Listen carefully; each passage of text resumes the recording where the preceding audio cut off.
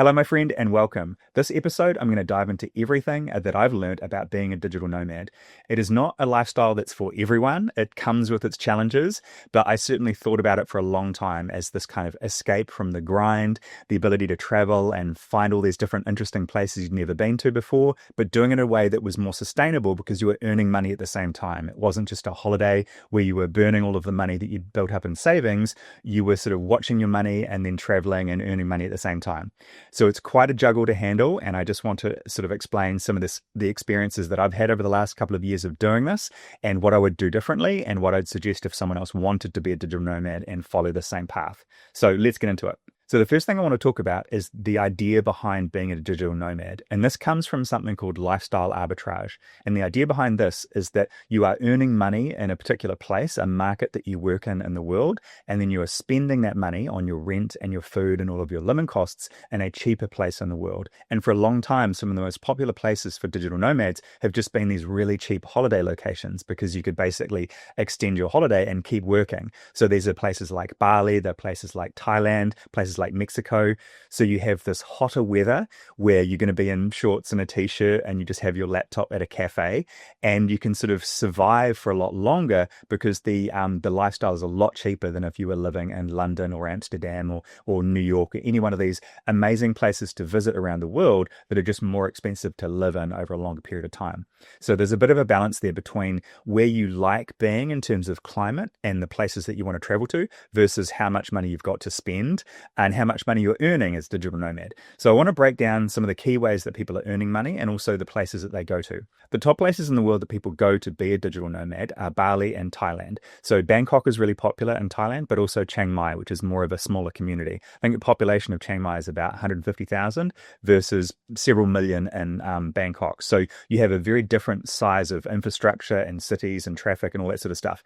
Because Bali is a holiday location in Indonesia, it doesn't have the same city level infrastructure that Thailand does in terms of being in Bangkok. You're not going to have the same level of multi-level apartments and really advanced gyms. It's much more kind of like a holiday destination. So everything's a bit more low tech. So depending on the sort of stuff you want to find and the location you want to go, you'll be attracted to different locations. Now, if you're working for companies in the Asia Pacific region, Singapore, China, Japan, Australia, New Zealand, it's going to be beneficial to be in a time zone that's similar to those so you can kind of work and collaborate with colleagues and your clients depending on where you are. So that's why Bali and Thailand have been popular for a long time in those time zones. But if you happen to be working for clients in the US, then Mexico can be a really good fit because it's exactly the same time zone. Likewise, if you are in Europe, then Portugal is a really popular option. So Lisbon in Portugal is where a lot of digital nomads go. The locations I've mentioned have a preferential visa and recognition for a digital nomad. So you can sort of come in for maybe a couple of months at a time.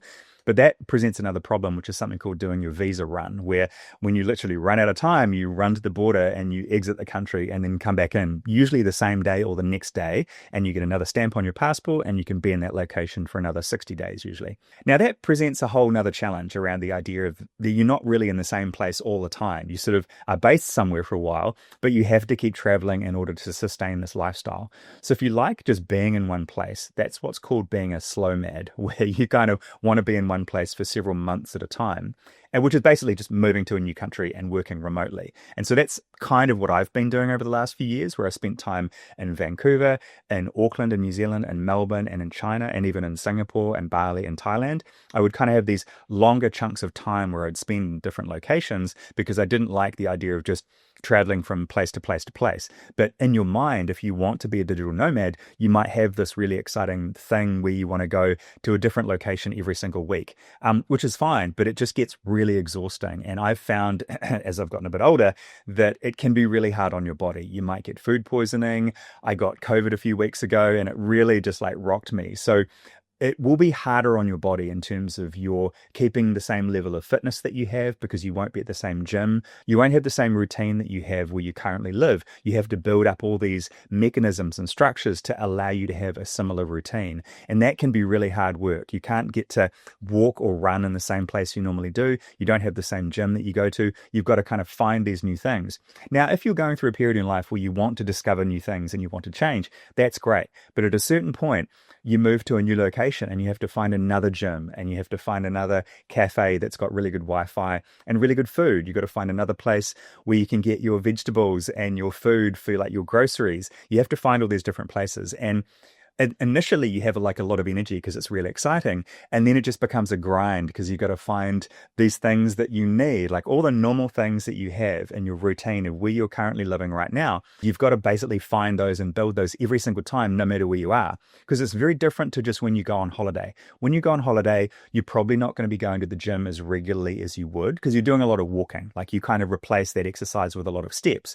But if you're working remotely, you're going to still be sitting with your laptop for several hours of the day. So you're not going to fit in as many steps as you would as if you were just visiting a location. Like if you were somewhere in Europe and you're doing 15,000, 20,000 steps a day, you're going to be wearing off all that food and you are going to be having pretty good exercise every single day. But if you're sitting in a cafe for 5, 6, 8 hours a day, like doing the work that you need to do for clients, you're just sitting there. So you still have to fit in exercise at some point during your day, which means you need to find a gym and then you move to the next place and you got to find another one. So that becomes like this extra piece of work that you have to do to find those locations in a foreign language. So wherever you are in the world, if the population there isn't speaking English or whatever your first language is, you have to kind of interpret and work out what that stuff is. So if you were being a digital nomad in Germany or Spain or Italy or anywhere else in the world, you would have to find and navigate and work out where all these things are for you so you could have those same elements that you need to have a really satisfying and balanced lifestyle while you're still working. Because that's the key thing to remember. You are still wanting to do work. You still want to perform and be functional and be productive no matter where you are in the world. Because if you want to continue to earn money and get the work that you're already doing that someone might let you do remotely, or you want to find new clients and do work for them, you're going to have to deliver. You're going to have to make sure that you can stay on task, that you can deliver, even if you're not in the same office with people at the same time. So that work ethic and that focus comes from having a really good routine, getting the right amount of sleep, having good food, all these normal things that you try to do in the current location that you currently live in. You still have to try to build that out in this new location that you move to. So it's not as easy as just like finding a cafe that's got good food and good Wi-Fi, because that cafe is probably already full of people and they're probably already annoyed that there's just a bunch of digital nomads there when they actually need other clients to come through. So a lot of places you'll go now have like a 1 or 2 hour time limit for when you're working in a cafe. So I found that quite disruptive as well, where you'd basically decide to work out and about for the day and you'd go to like 4 different cafes during the day. So you'd be at risk of like over caffeinating yourself or just not eating fantastic food, and just the discomfort of not having a really great desk and a chair and screens and stuff set up. So I would often set those up in accommodation, or I'd use like a co-working space to actually set myself up, which again gets more expensive, and you start to approach the similar level of spending that you had where you originally lived. Because if you are buying equipment, if you're buying a chair, if you're buying screens, if you're hiring that equipment, it starts to get more expensive than just having a laptop in a cafe. So depending on the working style that you prefer, if you like to have more equipment, an external mouse, a keyboard, a screen, those things you need to build into the gear that you either take with you or you buy in a location if you're going to be somewhere for a few more weeks. If you want to be a digital nomad and you want to fly a lot to different locations, it gets very expensive. So it's cheaper to fly to a destination if you spend longer there. Because you think about it this way, your flight cost to get to a destination, you then divide it by how much time you spend in that destination. So normally when we go somewhere for a holiday, we might be there for 1 week or 2 weeks. And so whatever the airfare was that got you there and home again, you divide that out by the amount of days that you're in that location. So that might be 7 days or 14 days. Now, as a digital nomad, if you might be going to say, 8 or 10 locations within 6 months, that's a lot of flights to account for. So the longer you're in a location, the cheaper it becomes to get there in the first place. And what I found is the average amount of time that ends up being a good deal is around about 2 months. So if you end up spending less than 2 months in a location, you've still spent the same amount of money to fly there, but you didn't spread that flight cost over a longer period of time. And of course, because you're going to fly to another location, you've ended up paying for another flight sooner. So you think about all the flights you will spend money on that year to get to all the different locations, including flying out of the country and coming back in again for the visa run that you need to do. And that builds into the total cost of you getting to places. So you basically have to look at how much money you want to spend on the travel part and how much money you think you will save. Because if you're just looking at the cost of the accommodation and the food and the destination, you still have to take that flight cost and divide it over the amount of time you're going to be there. So once you add your flight cost, your food every single day, any of the other activities you want to do, plus your accommodation and your transport, and you start to get relatively close to how much money you actually spend in the current location you're in. So you really have to kind of think about, yes, there is a lifestyle arbitrage benefit because your overall rent will be cheaper, but you pay more for food because you're buying convenience food and you're buying food from cafes and restaurants, and then you actually buy groceries and make them at home. But if you don't have a really great cooking facilities in the location that you're staying, if it's a hostel or just an Airbnb, it might not be the same level of stuff that you have where you currently are. So there's so many different parts of this in terms of experimenting and finding out what works for you. And the thing that I've found over the last few months is that I really want to have a really good kitchen so I can make more food for myself. I've kind of got all of that stuff out of my system in terms of finding cafes and finding restaurants with takeout food. And I really just want to make my own really good, healthy, high quality, clean food, which means you need really good groceries that aren't too expensive, and you need a good kitchen at home, and you need a big enough fridge where you can store your meal prep. Right? Often when you're in temporary accommodation, the fridge will be very small and you can fill it up really quickly. If you're trying to put food and vegetables and fruit in there, you'll run out of space really quickly. And again, like I mentioned, that stuff's okay when you're on holiday for a week. You can kind of survive. You can either stretch it to maybe 2 weeks, but over months, it becomes really difficult and really frustrating. So I've certainly got that out of my system over the last couple of years, and it's exciting to do it in blocks. But when you're going to be one place for a longer period of time, you want all these resources that can support your lifestyle and just support all your needs, basically. Like, they change. Your needs when you're on holiday are very different to your needs when you're living somewhere. So that's a key thing to think about. Often the places where digital nomads go are really hot for most of the year, and then they also have a really extended rainy season. So the places aren't that comfortable, and because of that, they're cheaper to live in. The places that are a lot more comfortable and mild all year round are really expensive to live in. So these are cities like Melbourne and Auckland in New Zealand, or even Tokyo, London.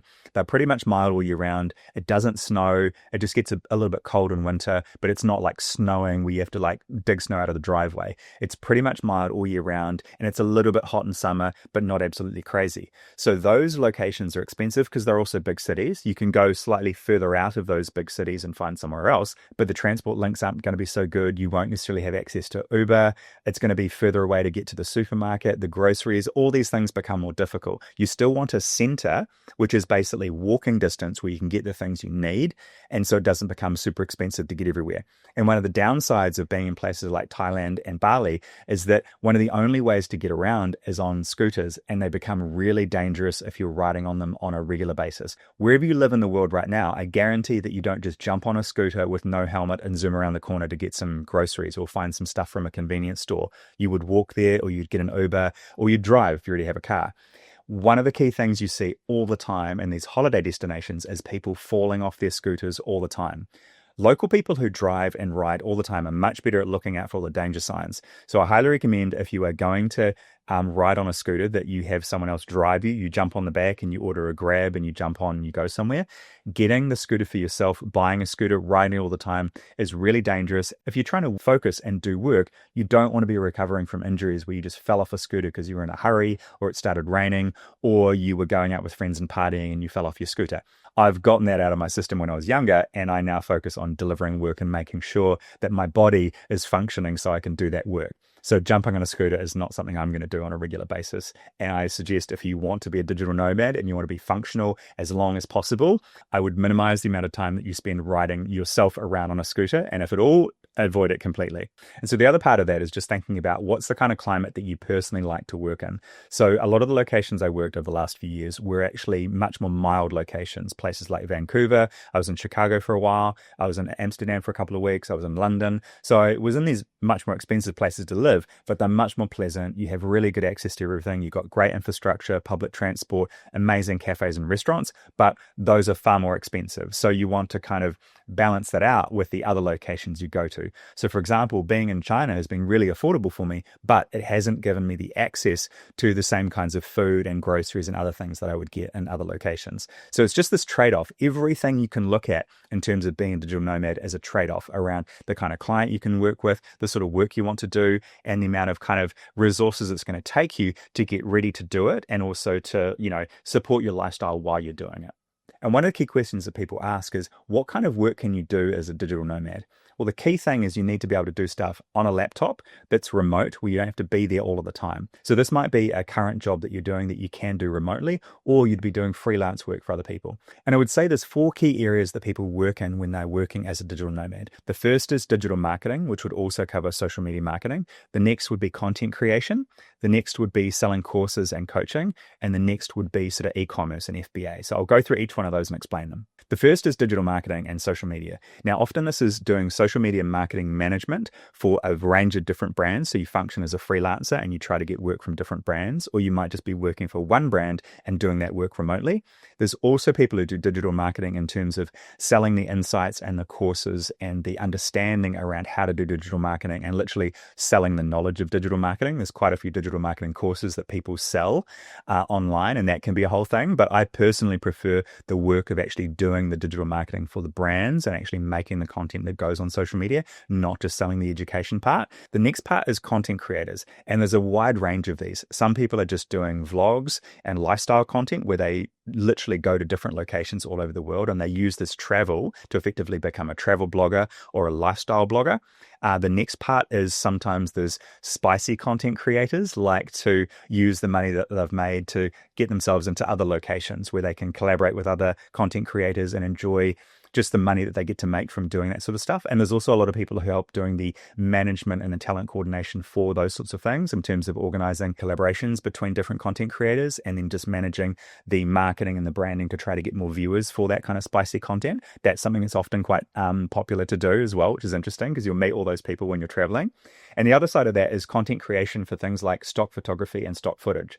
So a lot of people who become content creators get like a really good camera, and then they realize once they travel, they really love doing photography and video in those locations. And sometimes that can be lifestyle content. We just have really beautiful people in front of a waterfall, or sipping a cocktail at a bar, or drinking something on the beach. Like, there'll be all this cool footage of lifestyle stuff that you can take, but a lot of that stuff's really saturated. We've all seen great footage of waterfalls and cocktails and bars and partying and beaches. Like, that stuff's really, really easy to capture. So the stuff that people actually need is like aged care content, where people are in like hospital and looking after like older people, and diversity in the workplace, and AI. That stuff's content that's really hard to get when you're on a beach in Bali, but is actually much easier to get when you're in an office and you're in a sort of CBD location. So there's kind of a challenge there around the stock footage and stock photography side of it. Really easy to create stuff that's travel related, but it's a little bit harder to create the stuff that's actually useful for what clients are looking for right now in terms of what's selling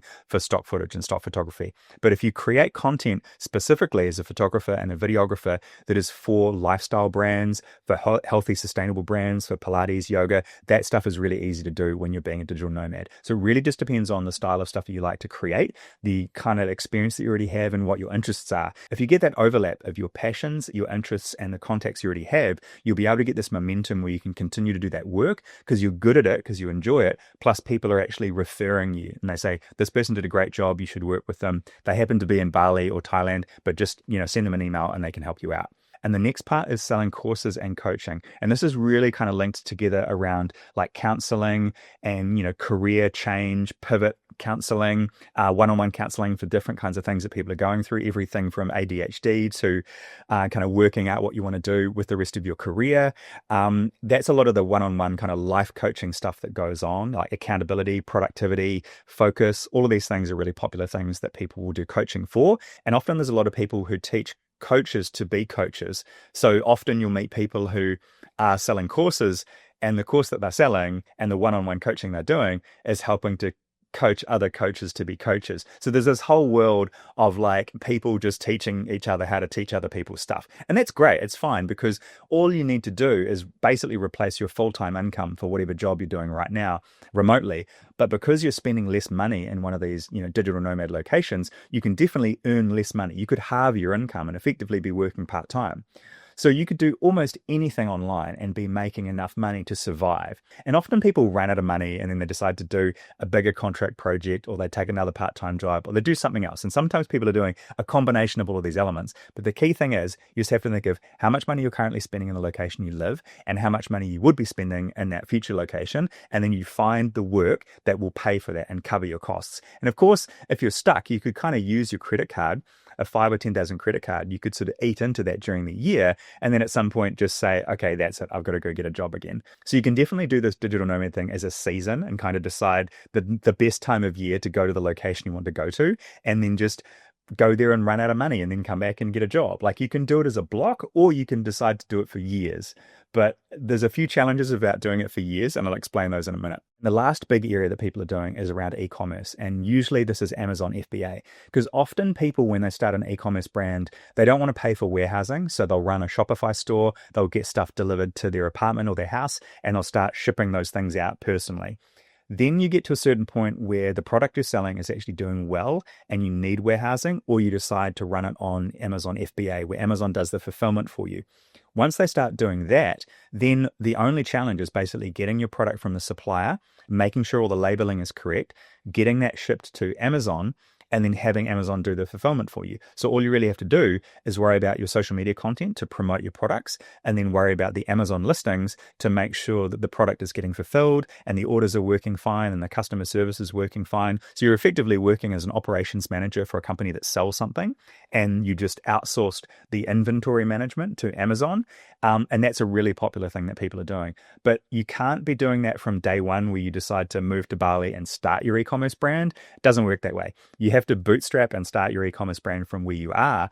And then once you've worked out the thing that you're selling is working, and then you've got a few things like automated and running nicely, then you can do that from a different location. But you can't start out from day one, like just sitting in a cafe trying to build your e-commerce brand. Lots of things are going to go wrong, and you need to do that on your weekends and your evenings, get that set up, and you actually have like a decent turnover happening. Then you can go and run that from anywhere else in the world if you want to. So that would be the thing that I would be cautious about, is like doing that from scratch. There's also a fifth area that I missed, which is around coding and AI. There's a lot of noise now in terms of startups and tech, and a lot of the people that you meet when you're a digital nomad are around tech. They'll be doing coding, they'll be doing digital stuff remotely, they'll be doing some AI. The only downside about this is that there's been a big change around how efficient it is to use AI to do coding. So a lot of the people who used to be enjoying themselves living in Thailand or Bali and just doing coding, either they've replaced themselves with efficient systems, or the people that they were freelancing to have replaced them with AI systems. So a lot of those people have been focused in tech, have kind of moved back to where they were getting that tech stuff from initially to build up their contacts again, and then come back over to the digital nomad location so they can then do that stuff remotely. They have to sort of check in and go, okay, here's how I'm going to use AI, here's the coding that I'm going to focus on, and then be building that stuff. And some of these people are building their own platform. They've decided to build their own community, which is sort of related to courses in coaching and digital marketing, and other people are actually building tools from scratch. So a lot of people will actually have their own thing that they've built and they're actually working on. So it might be a platform or a community. So those people are coding, but they're kind of coding for their own project. So people usually fall into two brackets. Either they're working for themselves, they've actually started their own company that they're building. And so if they're selling courses or coaching and doing one-on-one stuff, that's still a company they're running for themselves. And so tech would still fall into that, because people are doing all the operations for their company that they've built. And that's sort of the same for e-commerce when you're running a brand. The other side of it is where you're actually freelancing for a client. Doesn't matter if you're doing social media marketing or digital marketing or coding, you are taking requests from a client, completing that piece of work and sending it back. And so you kind of have this clear start date and stop date on the work that you work on, versus when you have your own thing that you're building, the work is never completed. There is never a time that you realize it's all done. Like if you were running your own e-commerce brand from Thailand, the work is never finished. You have to work out when you want to switch off and then when you want to pick up the work again and keep going. But that's much easier when you work for a client, because they have a specific amount of work that needs to get done, and you might have a bit of a rush for a few days. You submit that, and then you're going to wait for them to get back to you with some feedback. So you might spend the weekend doing something else. You might fly to Japan. You might just go and visit somewhere else in the country that you haven't had a look at yet. So when you work for yourself and you build your own project or you run your own business, you're kind of always on and very connected to this thing. And also, I think that counts for people who are doing a startup in tech. You're really connected to everything that's going on. There's constant Slack messages. You can't really take any time off, which is the downside about doing this. Is if you go to a location and you want to actually enjoy the location, you want some flexibility and some freedom in the hours that you're working. And so you really have to decide what's the focus in terms of your hours, and can you break that up? Or do you have to be on for 8 or 10 hours every single day, especially with like stretched time zones? If you're in Bali and you're working for a European or an American startup, the time zones are going to be all over the place, and you might have very, very long days where you might get to do something in the middle of the day, but you'll be starting early, checking emails, and then you'll be finishing later just to overlap with whatever the time zone is. So you have to build these things into the plan for where you want to be located in the world and the actual work that you want to do as well. The next thing I want to talk about is the tools that you use. Now, you'll see a lot of people using their MacBook Pros and MacBook Airs in cafes around the world if you're going to be a digital nomad, and you'll see a lot of people using their iPhone. The reason for that is that the ecosystem for those things works really well. The iPhones always have really, really high quality, clear cameras, and the workflow of taking footage from your iPhone onto your Mac and working with it is really seamless and really easy. Very seldom will you see someone working with an Android phone and a PC unless they're a developer. When people are doing coding, they don't tend to be content creators, so they don't mind if the workflow is a little bit different. But if you are creating content, you want to do photography, you want to do video, you want to do social media marketing, digital marketing, you'll tend to be working on a Mac with other people who are also working on Macs as well. Whereas if you're coding, you'll have to be building an environment that's similar to what everyone else is building, and that might be on PC. So whatever you want to use is fine for you, but my personal experience, I've used PCs and Macs my whole career to do visual effects, design, animation, and I've always been using the fastest computers that I could get my hands on. And it's only been over the last 5 or 6 years that Macs really got a lot faster than PCs in the same form factor. So that was basically what I kept working with. If I was still building a PC now to do design, animation, and video stuff, I would probably have a PC, because overall I could get more bang for my buck in terms of the hardware and the speed in terms of the way that it could render. But because I'm mobile, I just have a MacBook Pro. So this one's about 2.5 years old, I think. And so I'll hopefully be upgrading to an M4 one now, but it's an M1, and it's the fastest machine I'd ever owned by the time I got it. And it's been good for almost everything. And it's a 14-inch MacBook Pro, which has been great for everything. It's a great size. And of course, I can just plug it into screens if I want to work remotely in like a co-working space or something like that. Really easy, really seamless. Nothing ever goes wrong with it. So I highly recommend approaching it that way. The other thing is for shooting content, all I have is a monopod, which is like a tripod, but it's just a single stick that's got like some feet on the bottom of it. And then I've got like a wireless microphone. So while I'm speaking right here, I've actually got that just in front of me. And I do that because I don't always want it like, attached to my clothing. And also when I'm recording, I have my backup phone that's also recording backup audio, because the microphone is plugged into the input on my phone that's recording me. My iPhone 14 Pro is recording me right now. If anything goes wrong with that audio input between the wireless microphone or the cable or anything, I would look at that footage and it would be mute. I couldn't hear anything.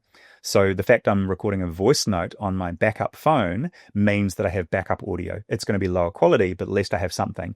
And if you are ever recording long form content and you watch your content back and you realize the whole thing is mute, because something's gone wrong, batteries run out of whatever's happened, it's really heartbreaking, because you've just wasted an hour or more. You spent time getting the location, interviewing the person, setting everything up. If you ever do long form content, you must always have backup audio. So that's something to think about. I could have recorded that on my laptop, but the microphone at the bottom of the phone is better. So that way I've got backup audio on another iPhone, and I've got this wireless audio that's going into the my main phone right now. So again, stuff to think about. Like, do you want one phone? Do you want a backup phone? Do you want to use multiple SIM cards when you're traveling? I've been using roaming data from Australia with all the different countries that I've been in over the last sort of year or 2 years, which is a bit more expensive, but it's less hassle than having to get a new SIM card in every single location, because most places you go would have Wi-Fi at the hotel or at the cafe, so you could kind of be flexible. So that whole like travel SIM card hassle, like everyone fixes it in different ways and deals with it in different ways, and there's lots of platforms to do that. But because my specialization is not like the travel vlogger style thing, I'm not really going to talk about that stuff. You can find a lot of people who give you good suggestions for that. My thing was a little bit more about the slow mad lifestyle. Be in a place for a couple of months, get yourself sealed, have all the resources you need, and produce good work, both for yourself in terms of good content or the business you want to run for yourself, or do good client work for other people. And then you can sustain this journey and keep doing it for longer. And one of the downsides to doing this digital nomad lifestyle is networking. It's really exciting to meet new people, but they won't stay there because you'll meet people at different phases. They might be finishing a project, they might be finishing the amount of time that they have stayed in that country, or they might be just location hopping and they're only going to be in a place for a couple of weeks. So you'll spend all this time networking with people. You might go to parties, you'll meet people at the beach, you might meet people at the cafe. And they're all temporary. It's just like this airport lounge where people are coming and going all the time. So it's harder to build these deeper friendships and these deeper relationships unless you're collaborating and building the same project. You're kind of just working alongside people, and you'll be in a cafe and you think, oh, this is great, all these cool digital nomads, and I feel this is the dream that I was looking for. And then a week later, like half of those people have changed and they've moved on and they've kind of gone to different places. So you won't feel like you can make a base anywhere. You are going to be one of the tourists that's just traveling through and passing through as well. But also, if you decide to stay in one place for longer, most of the people who come to that location, probably 80% of the digital nomads that come through, are only going to be doing it for weeks or months at a time. So if you are living in Portugal for 6 months as a digital nomad on like a 1-year digital nomad visa, most of the people that you work alongside will just be in there for weeks and months at a time. So you don't get them over a long period of time as friends. And also, if you then decide to move back to wherever you came from, or you eventually move to another location, another country where you want to live, that you've always wanted to live in, you're going to have to make a network there again as well. And you might be having 1 or 2 people you met overseas who happen to live at that location, and you kind of catch up with them eventually. But it's just hard because you don't have this network of friends around you in the same way that you do where you come from. Now, if you are in the phase of your life where you kind of want to escape and get away because you're perhaps feeling disconnected from your network because all of your friends are like married and got kids, and you want to you're single and you want to use this flexibility, that's great.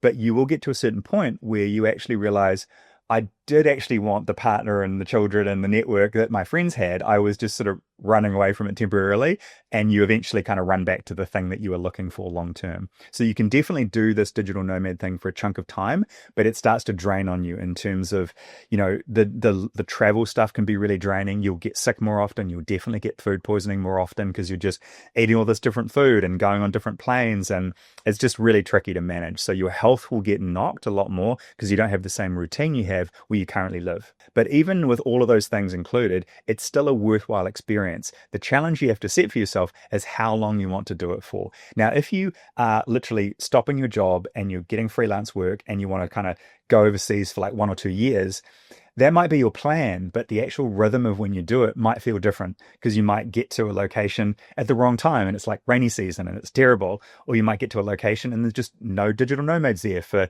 some strange reason, like the foreign currency changed and suddenly the currency is really expensive. So everyone decided to go to a different country this month. And you're like, where is everyone?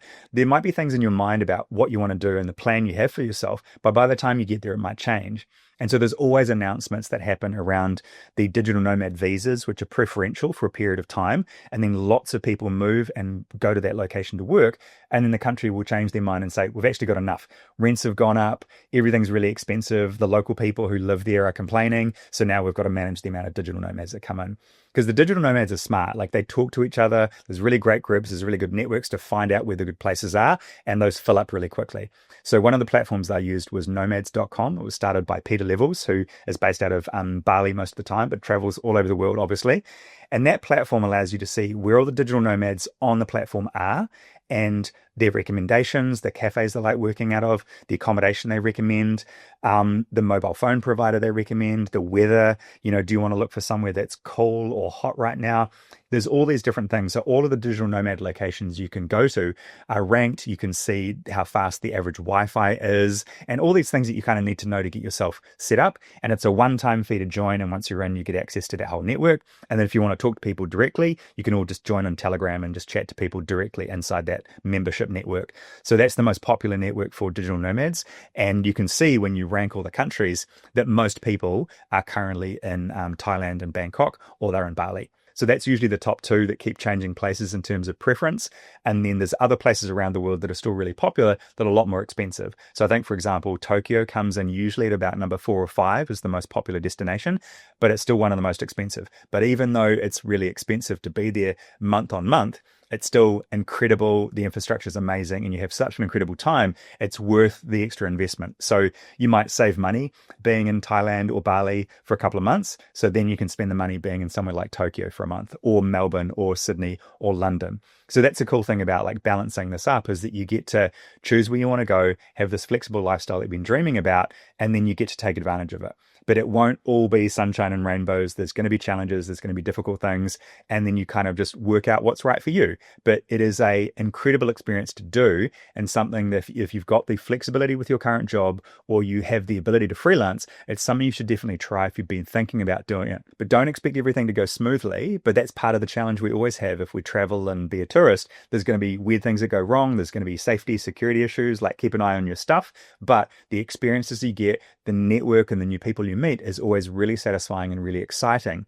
It's just if you do that for more than a few weeks, things start to become challenging. So just think about that balance you have for yourself, where you want to be based in that rhythm you have for yourself, but go and try it and see if it's the right thing for you. Now, the other thing I wanted to add is around like professionalism and the way you communicate with people. Working with clients remotely can be really challenging. And one of the things that I try to do is be quite professional. I'm a bit older, I've got a lot more experience, so I need to make sure I come across very professionally. It's not really appropriate for me to turn up on a Zoom call in t-shirt and shorts and like a hat and I'm looking scruffy, right? I need to come across as professional because that's how I engage with clients and the people that I work with on a regular basis. And you might have a slightly different personal brand for that, and that's fine. But I know that when I jump on a call with a supplier that's helping me out on a project, and they're just connecting from some noisy cafe in Bali and they're sitting there in a t-shirt, I might feel like they're on holiday. I don't think they're necessarily going to deliver and perform as well as someone who's in an office and is really focused. And yes, that's a little bit more of an old school mindset, but you don't know what people are going to be performing like. And you also won't know how your performance is going to be for yourself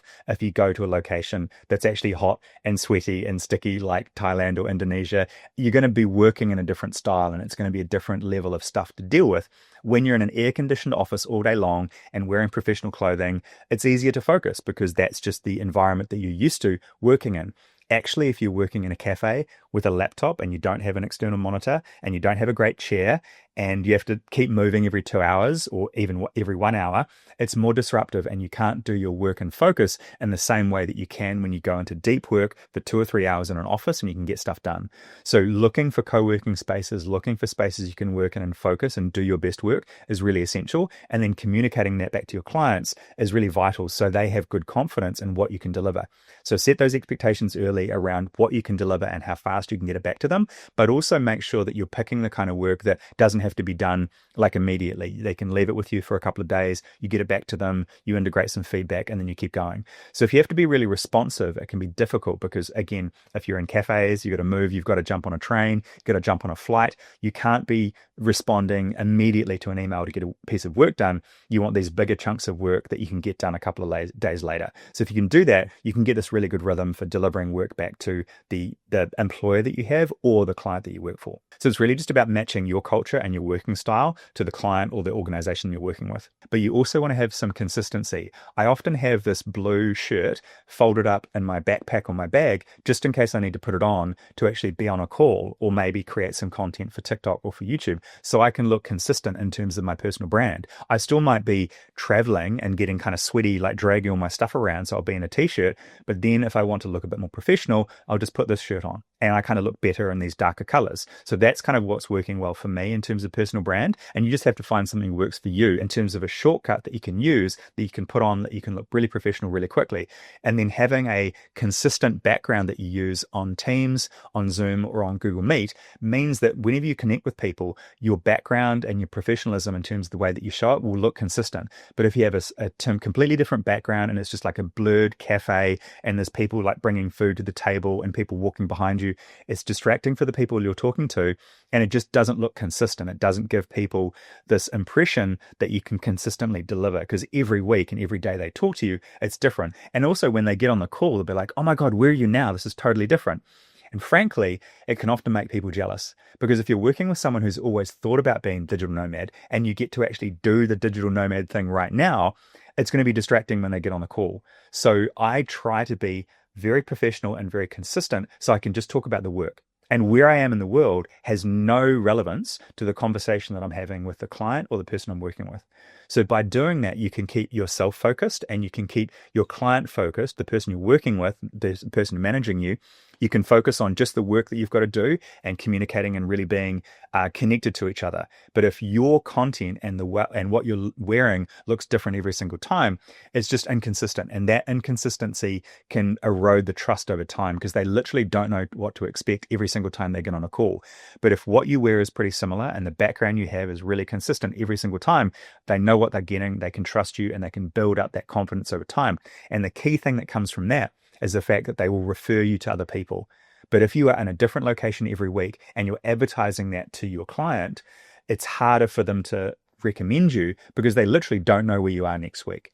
So I try to make sure I'm communicating consistency and trust and professionalism to my clients. And that way they trust me and they'll recommend me to other people, no matter where I am in the world. It would actually look very similar if I was based in one place. If I was in Melbourne and I was in my apartment, I'd have the same outfit on and I'd have the same virtual background as if I'm in Thailand or Bali or anywhere else in the world. So my client is confident and it looks consistent. If you can do that, I promise you will have no problems with people trusting you to do what you do remotely because it looks exactly the same as if you were in the same city with them right now. So people also ask, what would I do differently? I think I've covered some of that stuff, but okay. So people often ask what I would do differently. And the thing that I do differently now is do more research on the locations and have larger blocks of time, because that means that your flight cost, like I said, is spread out over a longer period of time. So your investment to get to a location is cheaper. But then you've done your research, so you actually want to explore that location a bit more and get the most out of it. But also when you turn up, you can tell people how long you're there for. So you have this expectation around how long you're going to be engaging with people and getting to know them, and then you kind of move on to the next thing. So that gives you a much better plan and block out what you're doing for the entire year. But if you sort of just know your first one or two locations, the plan starts to fall apart pretty quickly. So planning out more of the year ahead of time gives yourself really good structure. You know what's coming up next month, and you can manage all of your expectations of the work you're doing, your own personal project, the client work you're doing, and it gives you a really good structure for just planning everything out. So planning's the number one thing I do more of to make sure this is working. But I also have like this gigantic spreadsheet, which just says every single week, which is like a diary, I guess. It's just a calendar of what I'm doing in the morning, at noon, lunchtime, afternoon, and in the evening, and where I'm staying. And I've been using that for years now, because when I would be organizing trade delegations, I would have like, when's the flight departing? Which city are we staying in? When's the next flight going? When do we check out of the hotel? I would be tracking all that stuff every single part of the day for where I was traveling. And sometimes I would do that for weeks. So I'd be extending the trip. I'd be doing my own travel. I'd be going to factories. I'd be going to a different country. And so I'd have all this planning in the sort of calendar laid out. And over the last 2 or 3 years, I've literally had to do that all the time, where I'd have to plan out 3 to 6 months in advance for where I was going to be. And then I had a couple of really good friends who had weddings, so I had to plan that stuff in as well. And it just becomes this gigantic plan. And I've gotten much better at doing that over time. But if you're not good at planning, you need to like get better at planning, because then you know what's coming around the corner and you can manage your own expectations and those of the people you work with as well. And that smooths everything out. And then it makes the locations you're in more enjoyable, because you know what's expected. You've done the research to what you need for that particular location, and you can kind of get the most out of where you are.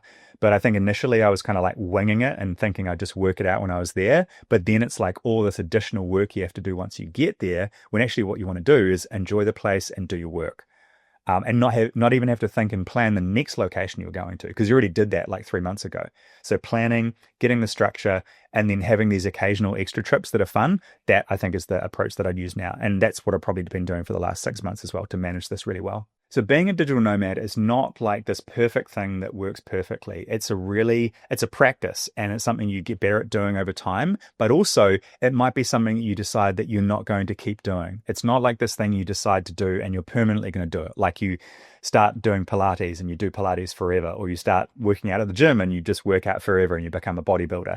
It will be a thing that you do for like a season of your life that works really well and you enjoy it, and then you go back to this longer block of working. Now, some people decide to be a digital nomad permanently, and they kind of end up almost like retiring in Indonesia or Thailand long term. And that's great. If that's the thing they want to do, that's the network they enjoy, and that's the people they like interacting with, great.